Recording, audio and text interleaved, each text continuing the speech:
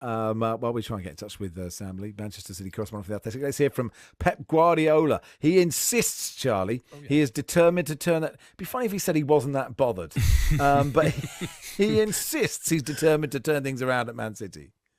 Accept it and challenge it is only I can do. No complaining, not blaming, not pointed, no run away for your responsibility. Like I have absolutely all on my shoulders, and I have to, and I want it. So here's a football club, you have to win. And if you don't win, you'll be in trouble. I know that the people said, oh, Pep, why is not in trouble? Why is not sacked? But we have done the last 8 years, and that's why I have this margin, that the people rely on me, the hierarchy, the people, to, okay, let's go into do it. It will be completely the opposite, will be in the birds. But it's not normal in the big clubs to do the results we have done it. But what you have to do, accept it. That's for sure. I want to stay.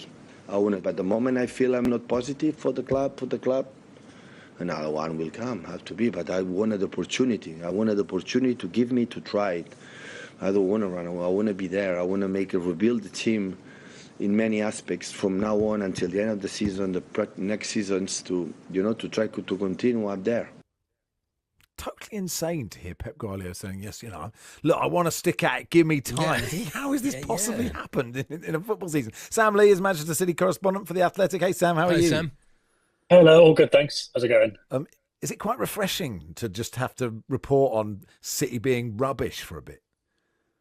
No, I wouldn't say refreshing. Probably not allowed to say refreshing. It's different. It's interesting going to Anfield and having no expectations whatsoever. It is certainly different. Yeah, it is certainly different. There's a phrase in football. Sorry, Max. There's a phrase in football that is, if you're not winning, you're learning. What is Pep Guardiola learning?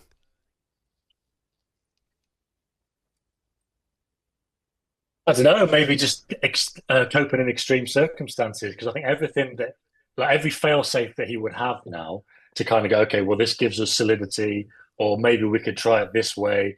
It's not his usual solution is more passes, more bodies in the middle, and that will make things surer, more secure. But that's not working because the guys who give you more passes, like Gundogan or Bernardo Silva, aren't playing particularly well. And when they lose it, they can't. Well, they can run and try and get it back, but they're not getting it back. That exposes the defence. They're all injured, and then it's this kind of never-ending circle.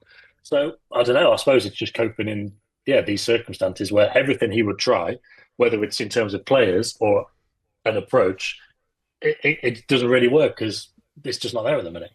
Yeah, and actually, it's interesting, isn't it? When a team comes up from the Championship, and we often say one of the hardest things for them to learn is they won pretty much every game last year, and they're not going to win every game this year, or they're going to lose a lot of games.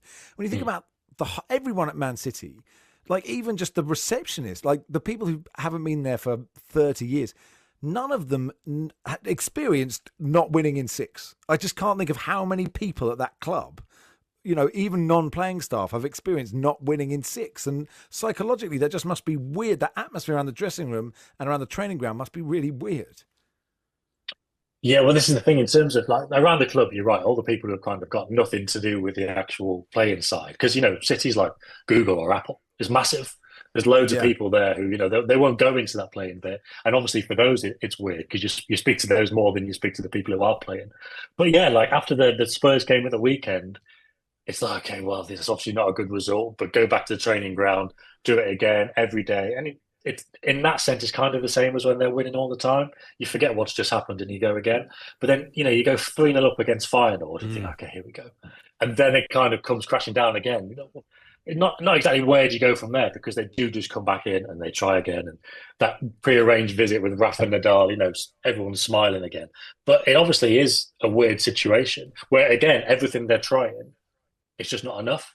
And obviously with the fixtures coming up, Liverpool, but then Forest after that, Palace away, then Juve away where they really need to win. Then it's the Manchester derby. Where do they get the respite? It's just, you got to keep coming in and keep doing it. But with the problems I already mentioned, there's no guarantee that it's going to work.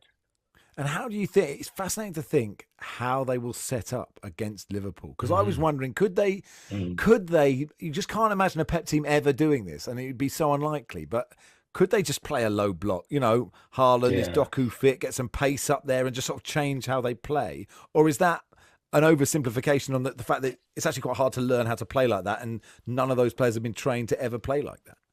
Yeah, exactly. It's like when teams come to the Etihad and they maybe get criticised for not having a go or whatever. But it's like, well, it depends on who the team is and who the coach is. Like, are they used to having a go, or is this their style? So it's the opposite for City. Like that isn't how they play.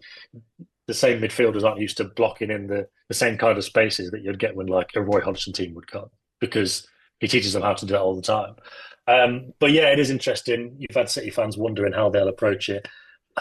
If it's almost like just put Mateus Nunes in the middle, because he's not been the perfect signing for City, but he's got the energy. You know, like I said earlier, if they lose the ball, at least he can run back and get it back. That's kind of what it's come to now. Like, he's probably bottom of the pecking order quality wise, but in terms of the energy and freshness, he might be an option. But I know it is tempting to think that if City go and try what they want to try at Anfield of all places, the same thing will happen. That's happened in recent weeks, and it won't go well. That's certainly how it feels. But they're also in a strange position where it's sort of a free hit. You know, everyone's expecting them to lose, so they can just go at it and maybe just have a go at them. You know, because they've got the players to do it. They've got brilliant players in that team. So it just needs to click right, and Liverpool might be a bit nervous. You don't know, do you? So they might just go at it. How does he fix it though? If it doesn't get fixed, does he go into the transfer window and fix it, or are the answers in the building? I think a lot of the answers are in the building. But so if you get Diaz back, Akanji and Ake back fully fit, you're able to rotate players a bit more, because even Guardiola's now making mistakes, playing a lot. Enrico Lewis playing a lot, not playing well. Once you get the players back, even if you've got problems in midfield, those defenders, they can stand up to counter-attacks. They can make the tackles. Ruben Dias loves that kind of defending. You get the players back in that sense. You get Foden a bit better. You've got an improvement. But I still think that the midfield just doesn't have the personnel, because Rodri's not coming back this season. We know that, or at least not anytime soon. So without Rodri, you don't have that physicality or mobility in the middle. The kind where, you're talking about Mateus Nunes playing in the middle just so he can run. That physicality and mobility is something I think they're only going to get in the transfer market. So you do get a big improvement, I think. You go back to performances in like October where they weren't playing well, but they just about beat Fulham. They just about beat Wolves. You get those with the injured players back. I think you get the extra bit, the more like City, if they were to get a couple of, well, maybe just one midfielder in, but they definitely need to strengthen that area, I think. That's going to be fascinating tomorrow, isn't it? Cheers, Sam. Thanks for coming on, mate. Sam. Thanks, guys.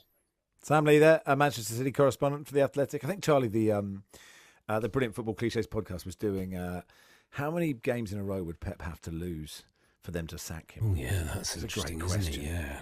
I don't think they'd ever sack him. I just don't think they would do it. 20 a row. Oh, and they also did 20. Really laugh. Maybe they really after laughed 20. if Erling Haaland scored no more goals. Oh yeah, right, for City, like for the whole season. Like, who would they stick with him for another year? Or it was really, they were like, where would he go? Or like, he scored no goals for 2 years. Would West Ham pick him up on loan? It was a brilliant bit. I would not be surprised if they win tomorrow. I just wouldn't be surprised. I just think I would not put it past this Manchester City team to win tomorrow. They can go at it, can treat it like a cup game, and I know, who knows? I don't know. On AM, on DAB, via the talkSPORT app, and on your smart speaker. talkSPORT.